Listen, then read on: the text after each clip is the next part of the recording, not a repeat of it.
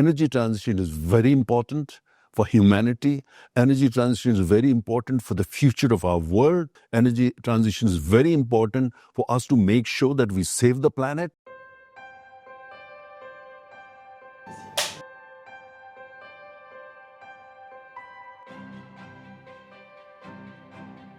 Well, if you look around the global energy landscape today, and if you have to identify one kind of major area of concern, I find the lack of conversation.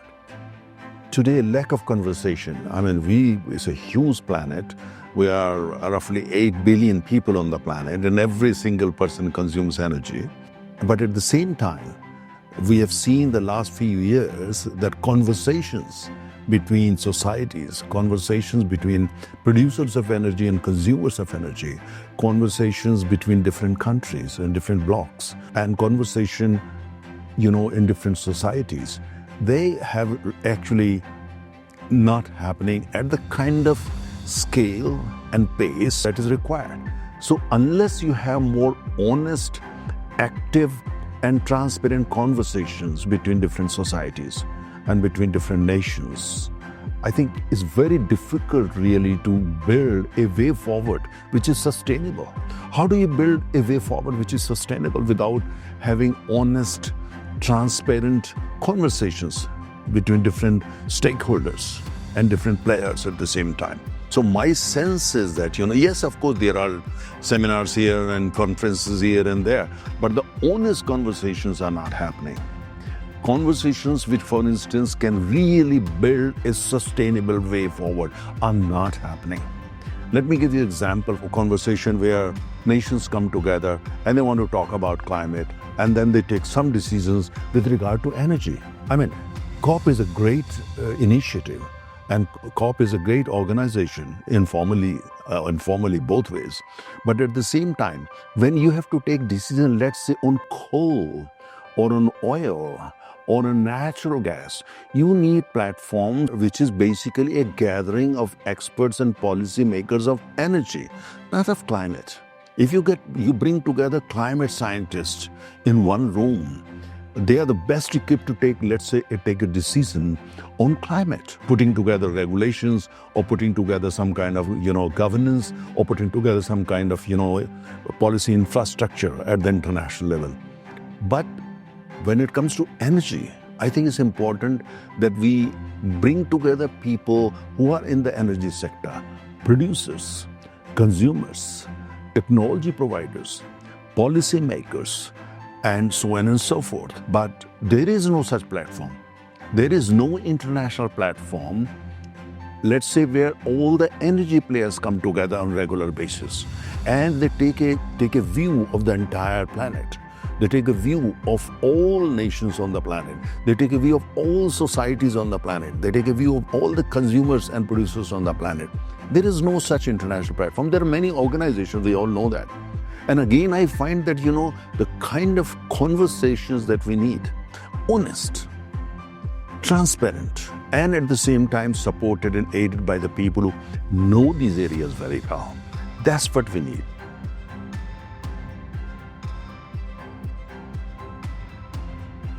If you look at this global debate on energy transition, which started several years ago, there were many conversations going on, multiple conversations happening on energy transition. In some areas, the countries, the rich countries and the poor countries, or the developing countries, the global north, the global south, they would agree. There were places they would not, agree. And there were many places where, for instance, they say, all right, we agree with you, global south will say, we agree with you 70%, and global north will say, no, we agree with you 20%. Now there were conversations more about the 10% gap. This picture has changed completely. Energy transition used to be kind of a top agenda. It's no longer on the top. It's probably somewhere 7th or 8th or 9th or whatever.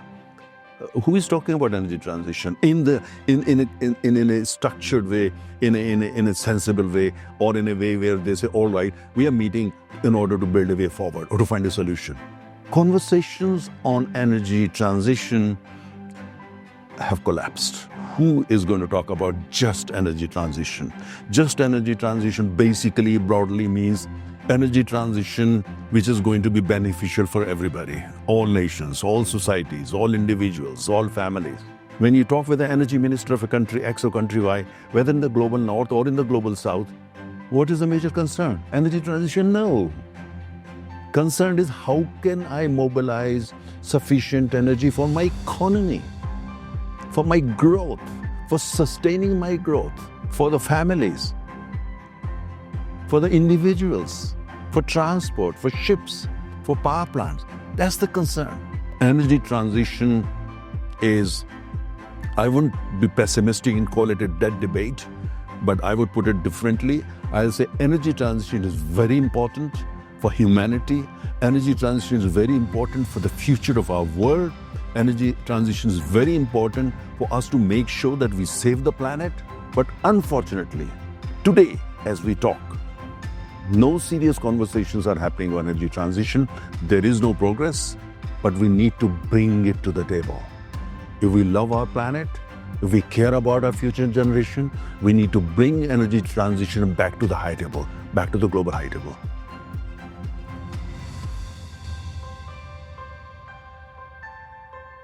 When we look at the world today, the world is fragmented.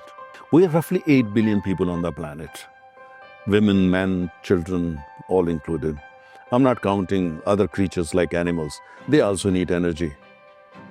They're part of this planet. But when it comes to the world as a whole, we are roughly 8 billion people. Out of 8 billion, roughly about 1.5, 1.6 billion people are in the global north, or the so-called rich world. And there are about 6.4 billion people roughly in the global south. Now, in such a scenario, when you look at it, there are roughly 4 billion energy poor on the planet. 4 billion women, men and children don't have access to sufficient amount of energy. They have limited access. Some of them actually have no access. For instance, we still have roughly 700 million people without electricity. Imagine. Without electricity. 700 million. Actual number may be more. But when it comes to energy poverty, there are 4 billion people in Africa, in Asia, in Latin America, in my part of the world where I live, New Delhi. I mean, if you look at Afghanistan, Pakistan, India, Bangladesh, Nepal, Myanmar, Sri Lanka, roughly 1 billion people in this part of the world alone. Then you have Africa, 1.5 billion people over there. Many of them are energy poor. In total, about 4 billion energy poor on the planet.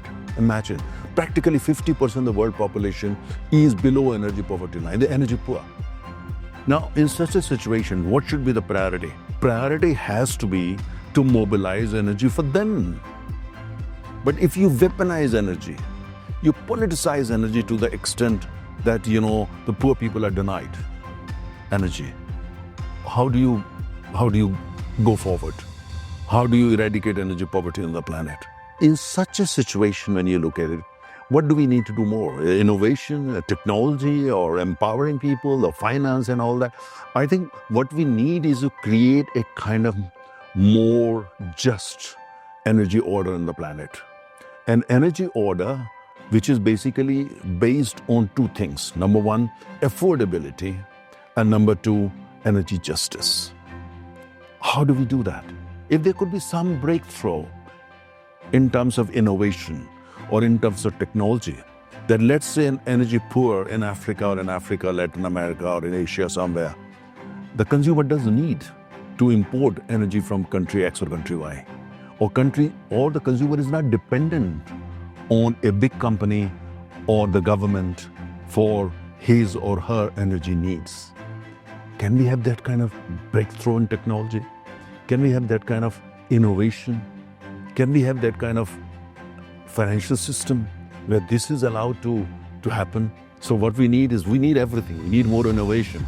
We need breakthroughs in technologies. We need breakthroughs in terms of energy is finance. We need breakthroughs in terms of energy policies are formulated. We need breakthroughs in terms of how energy policy infrastructure at the national level and an international level are structured and protected at the same time, and monitored and regulated. So we need everything. My concern is we are not working in that direction. We are not working in that direction. So to answer this question, what do we need? Innovation and technology, we need everything. We need just energy transition. But before that, in the world of 2025 that we are in, where we see the countries have stopped talking with each other, in that kind of world, to build a kind of system, especially the energy system, global energy system, a global energy order, I think it's a tall order. But at the same time, I'm a born optimist. I think we need to move in that direction. And I think what is important is the countries which are blessed with wisdom and experience, and countries which also care about the planet. It's important we come together. Countries like India, countries like United Arab Emirates, countries like Saudi Arabia, countries like Indonesia, or Brazil, or Nigeria, or South Africa, countries like Norway, countries like Sweden, Germany for that matter, Japan. At least we can come together and we start kind of, moving in that direction. What we need today when it comes to energy transition, energy security, eradication of energy poverty, what we need today is a fresh start. A fresh start is needed.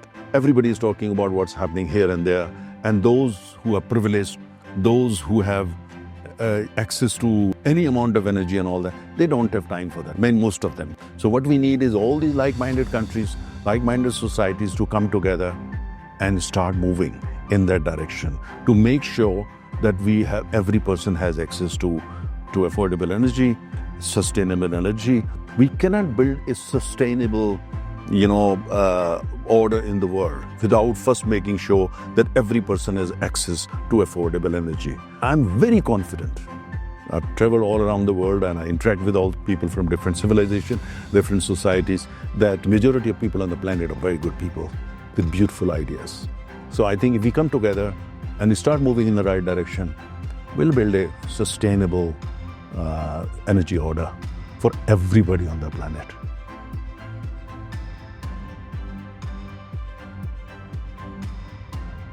As I said, that we are energy deficit country and hugely energy deficit. There is no other economy of India's size. We are one of the largest economies in the world. We are the fourth largest economy on the planet. But China is not so much dependent on imports as we are. And all other major economies are not that heavily dependent on energy imports as we are. Yet, we see that how we are addressing the issue of energy poverty, energy affordability. Let me give you two examples. If you see what India has done the last 5-7 years, especially in terms of renewable energy, we have set a world record. If you look at data 10 years ago, our installed capacity for solar power was so small that we were always used to feel a bit embarrassed when we talked about it. Today we are a global leader.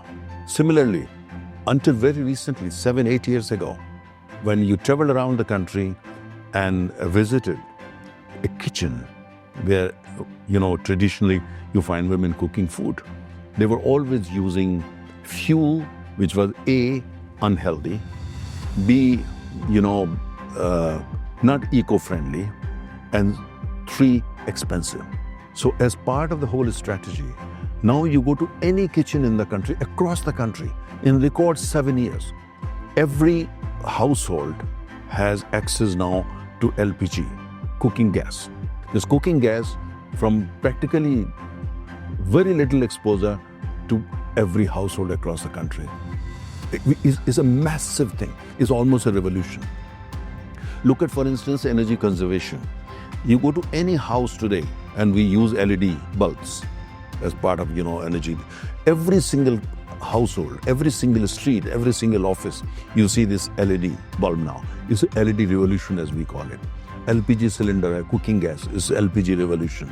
But still, we have large number of people who don't have access to as much energy as they need. Not because energy is not available, it's mainly because they don't have purchasing power. Now the question is that, what, for instance, other countries, I wouldn't say learn, but get inspiration from or whatever from India. I think the main thing is that the focus, government focus on energy poverty eradication. So I think as we build a new way forward, the most important thing, I think, is when we go for new dialogues, when we go for a new start, we de-weaponize energy as a whole. Energy is too important, too crucial for survival of the humankind that you can't play politics with it. Energy is life. Energy is survival. Energy is future. I think to question or to deny energy to every person, any person, to deny energy to any society, to deny energy to any country is like denying water, denying air.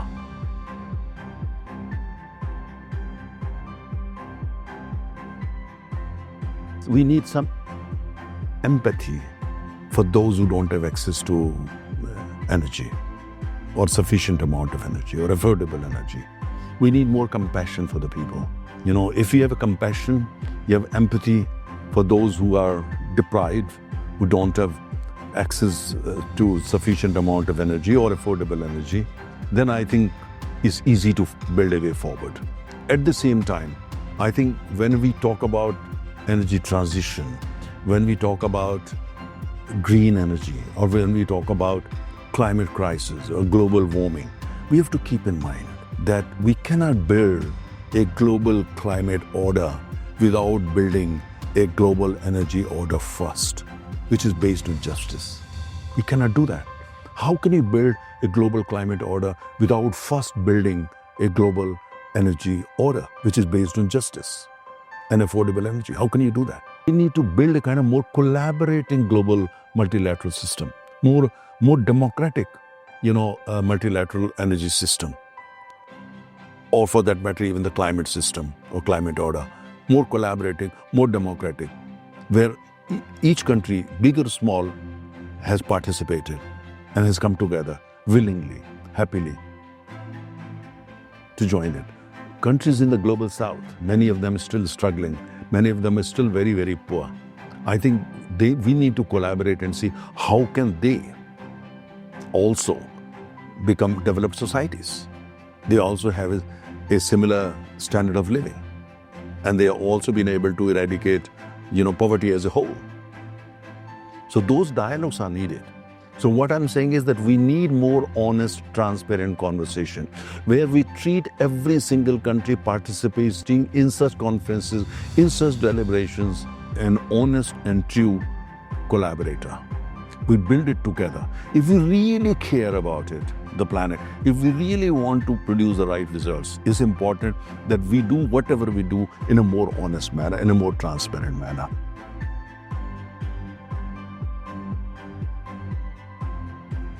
The role of partnership is crucial because when you look at around the world, different societies have over a period of time, developed their own internal, mechanisms. For instance, the way we look at the corporate world in India is not exactly the same China look at the corporate world. The way you look at corporate world in let's say in the United States, that's not the way how we look at the corporate world in India, or for that matter, many other countries in Africa. Similarly, when it comes to cooperatives, let's say for the sake of discussion, or trusteeship, the way they look at trusteeship in the Netherlands or in Norway is very different from the way, for instance, we will look at trusteeship in India. So therefore, there are some fantastic models where you can find in different parts of the world. So we need to kind of identify them where those models have delivered the best for their societies, and we need to build those kind of partnership.